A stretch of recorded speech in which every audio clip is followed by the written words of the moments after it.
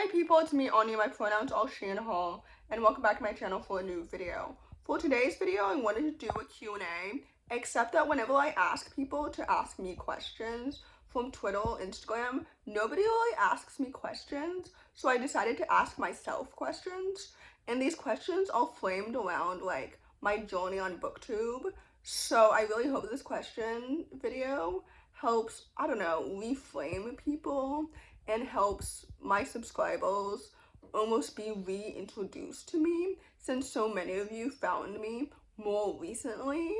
So maybe this video will help my subscribers like humanize me behind the book recommendations, if that makes any sense. So anyway, the first question is, how long have you been on Booktube? So I joined Booktube January 2018, technically.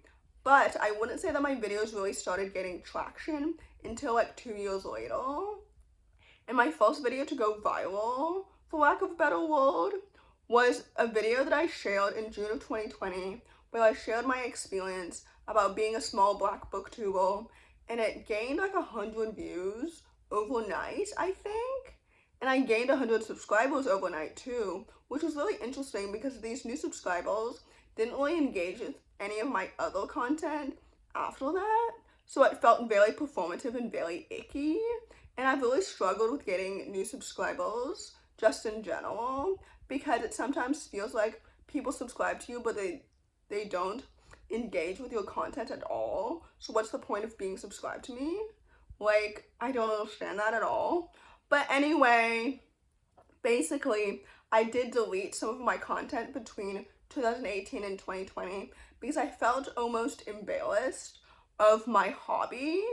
I don't know, growing up, I didn't really feel accepted, for lack of a better word, for being a reader because people were always in awe of my reading speed, but people didn't really ask me for details about what I was actually reading or anything like that. So I didn't really feel like people enjoyed it. I don't know if that makes any sense at all. So anyway, there's that. The long answer and the short answer all together. Basically, I joined Booktube in 2018, but I wouldn't say that my videos really started getting traction until 2020. But I also wouldn't say that I really gained confidence as a booktuber until maybe like 2022 or 2023. So there's that. I think that 2022 is really when I started to gain a reputation for reading as diversely as I do, because I feel like during the pandemic many other people were joining Booktube too, but then so many other people like quit their channels or stopped posting or whatever, and I remained very consistent with it. And there's been a few times where I've taken a few breaks. Like, I became very burnt out at the end of 2021, I think, but I don't remember if I skipped filming. I don't know. During 2020, I would upload 3 times a week, and then I started to upload twice a week by the next year. So anyway, but I've never really taken until like April a 2-week break where I genuinely stopped filming, and then I addressed it also. So anyway, all that to say, I don't know if any of that made any sense. I'm not the most like well articulated or eloquent, but here I am. Anyway, the next question is, what's the video that you're the most proud of? I don't know, it's hard for me to think of things that I'm genuinely proud of because sometimes I view my accomplishments as obligations. So maybe my Hunger Games video, which is so popular. Like, I was genuinely surprised when it surpassed 400 views. Who are these people and why are you in my house? Like, what? I was shocked, genuinely shocked, and I'm genuinely surprised whenever people are watching my Cindy fan video, because what do you mean one of the videos, like, recommending my video is one of her videos? Like, excuse me? I don't know, like, I know that she's a really popular booktuber, obviously, and like my book review reviewing her debut book is going to be popular, but I didn't really know how popular. Like, I can't imagine like 15 people in this room, much less 200. Like, I think that's totally bizarre. So thank you so much for that. I wasn't really expecting it, but I really like it. So anyway, the next question is being a diverse reader ever isolating? And do you ever feel FOMO that you're not reading more popular books? The short answer is no. I used to say that being a diverse reader felt isolating because I was reading all of these like unique book recommendations that nobody's ever heard of. But at the end of the day, like, I love reading diversely, intentionally. I think it's really important to do so. And honestly, like, you're not my target audience if you don't read diversely. And I don't really feel like I'm competing against anybody anymore, or like I don't compare myself to anybody else anymore, because I truly feel like my channel is very niche. And I don't know, I don't want to sound too cocky or anything like that, but I've grown very confident in my content lately. And like, genuinely, if you don't watch my content, you're missing out. So yes. The next question is, do you ever worry that you're competing against AI? Because some people turn to AI for book recommendations instead of actual people. And the short answer is no, because genuinely, if you use AI to write your emails or for book recommendations or to do your homework for you, like, I'm competing against people who don't use critical thinking, that don't use like empathy, or really lazy. And again, you're not my target audience then. And no, I don't feel like I'm competing against AI, because I give better book recommendations than AI ever could, because I'm a real person. You know what I mean? So the short answer is no. If you do use AI to use book recommendations, why? I genuinely think that people who use AI for basic tasks are genuinely like so lazy and so asinine, and they probably don't know what asinine means, and that's on them. So anyway, what is the easiest and hardest part of filming? I love filming. Genuinely, I love filming. The easiest part is probably editing, which I know that most people wouldn't say, because some people edit their booktube videos like it's a feature film, but I just use iMovie. So there's nothing much there, as you can probably tell. I feel like everybody can tell that I filmed this in my childhood bedroom on my iPhone, which is totally fine. Like, I don't have like a professional camera or whatever, and I don't really need one. I don't know, I used to compare myself to other people who film their videos like a feature film or whatever, but then I was like, wait a second, I don't want to film like these people, because so many of these booktubers like don't share my views politically, or they read books by Sarah J. Maas, and I'm just like, that's not my thing. It's really, really not. And I don't really watch a lot of booktube either, which sounds kind of, I don't know, rude maybe, but it's like, it's so hard for me to find book recommendations and people who are, I don't know, liberal, pro-Palestine on booktube, and there are things that I really strongly believe in when it comes to my morals and my values. And I feel like so many of these really popular people on booktube read for like entertainment, and they don't think as critically as I do, which I think is a flaw, and they should think critically. And I think that reading is political and all of these things, but it's like, you know what I mean? Like, I don't want to watch your content if you don't align with my morals and my values. And maybe I'm just too lazy to seek out other booktubers who do align with my morals and my values, because I'm sure they do exist. It's just that, I don't know, I'm just sick of watching booktubers who like all at pro-Palestine, because it feels so lazy and so fake. I don't know. Anyway, What was the hardest part of filming? I didn't say.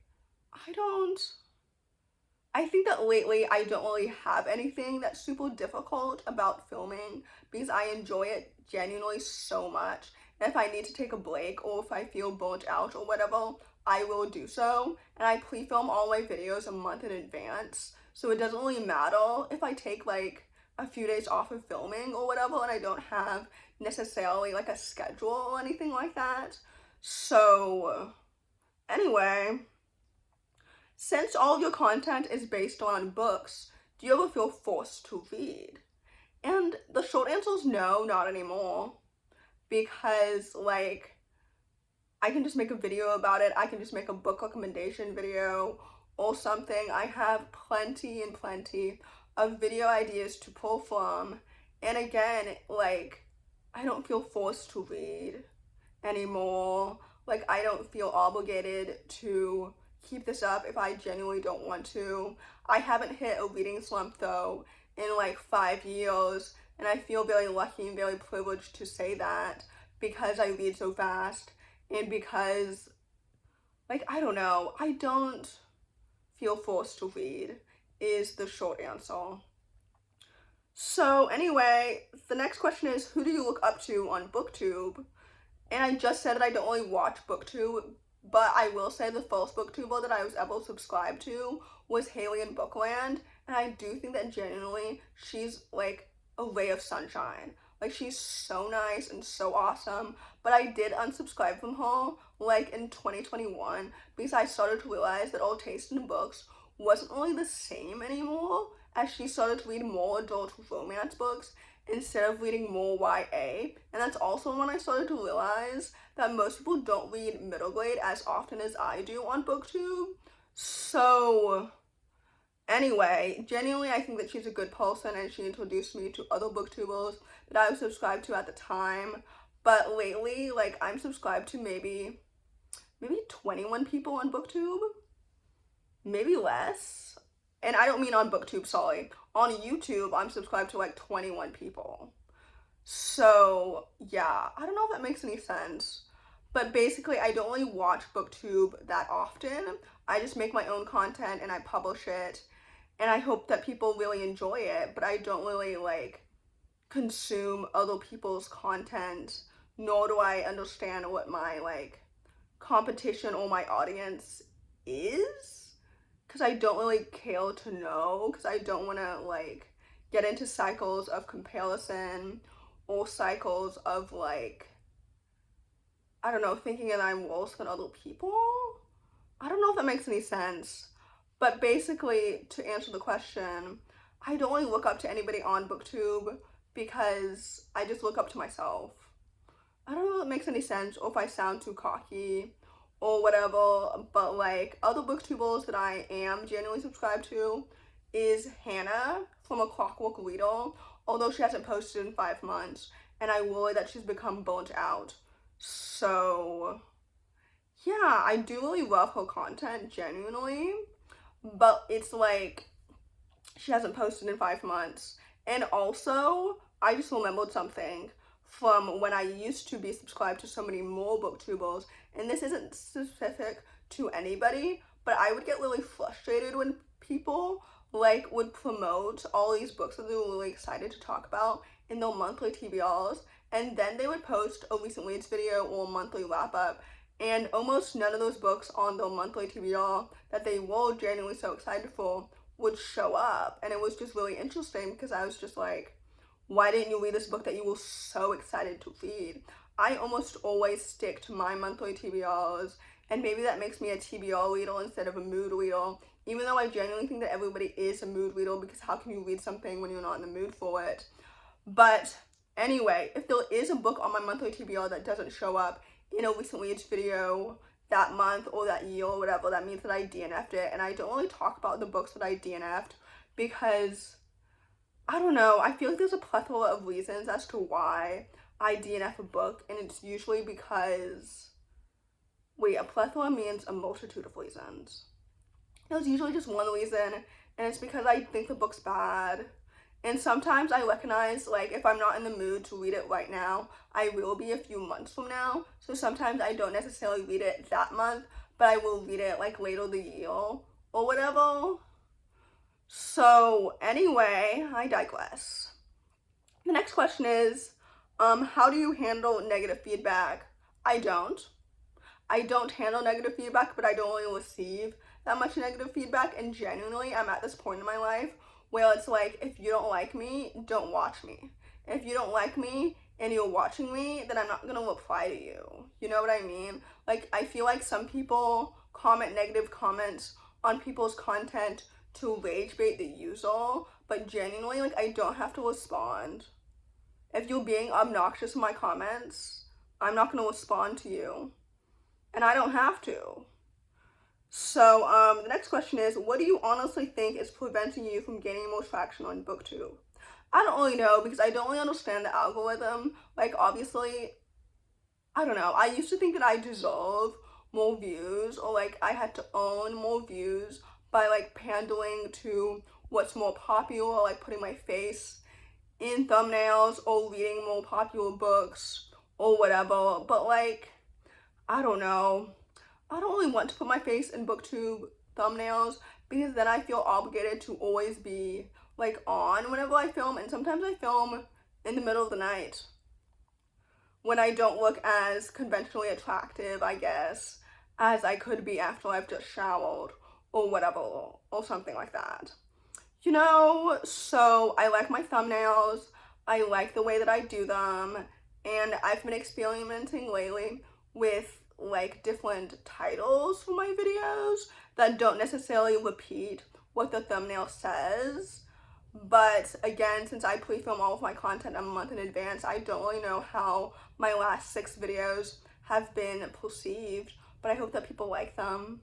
So anyway, the short answer is that I don't handle negative feedback well or at all, because I don't really receive it. Wait, that wasn't the question. The short answer to the question that I was answering is that I don't really know what is preventing me from gaining more traction on Booktube, but at this point I don't really care. I used to feel more disappointed or sad when my videos didn't gain more views or whatever, but these days I don't really care, because I love my content so much, and that if the only person watching my videos is me or like a few other people, then that's totally fine. And then if hundreds of people watch my videos too, I also really like that. But I don't really want to, I don't know, chase that high, if that makes any sense. Maybe I'm humbling myself. Maybe I'm too, I don't know, maybe I'm not as confident as I think. Or maybe I think I don't deserve it. I don't know what's actually going on and what's percolating under my inner thoughts or whatever. But the short answer is that I don't really know, and I don't really want to research why, because I don't want to like become a version of myself that's not completely authentic. Anyway, the next question is, what's the biggest risk regarding your channel that you've taken? I don't really take risks, because I like to be safe, and I don't want to take a big risk that ends up like biting me in the ass or something like that. So I feel like I don't really take risks that often. The next question is, what's the biggest dream that you have regarding Booktube? I don't know, because when I was younger, I used to want to be famous as a booktuber, and I wanted to be more popular or something. But these days, I don't really have one. I think that I genuinely want to pour my love into my content more and more and more and more and more. And I think that that's really, really important, to genuinely support yourself and be your biggest fan. Anyway, the last question is, how long have you been reading diversely, and why did you get started? I would say that I realized that I wasn't reading diversely in 2019, and I started reading more diversely by 2020. And here's the thing. I grew up in a very like homeschooled, isolated environment where I assumed like that everyone was straight, which is a very harmful idea because obviously most people or some people aren't. And I feel like for me, for example, I didn't discover that queerness was an option, for lack of a better word, until like 2017, or was it 2016? I don't remember specifically, but then I realized that like I didn't know much about queerness, so I started to educate myself on history and culture and everything, and I started to find media that was tailored to my taste in media, such as queer movies and queer books. And I started to notice like that there was so much white supremacy still in the book recommendations that I was picking up. And anyway, basically I started to diversify my content starting from there, because I was already reading books about people of color and about disabled main characters, but then I started to read more intersectional book recommendations, which I think is so important because obviously so many people have intersectional identities, such as myself, because I'm a disabled person of color. And anyway, basically I started reading more diversely, I would say in 2019. I started to be more intentional about it during the pandemic, and being like jobless in the pandemic allowed me to have more access and more time to read diversely. I think that by 2022, I had already established a reputation on Booktube that I do read very diversely, and I'm very, very grateful for that experience and that reputation. But I'm also very glad in myself that I don't really feel forced to read diversely because it comes so naturally to me, and I think that it's so normalized in my content. So anyway, there's that. That's the end of the video. I hope that you enjoyed it, and if you did, please don't hesitate to give it a big thumbs up. I hope you learned something about me today, and if you made it all the way to the end of the video, comment down below the chocolate emoji. So thanks for watching, subscribe to my channel if you're new, and I'll see you in my next video. Bye!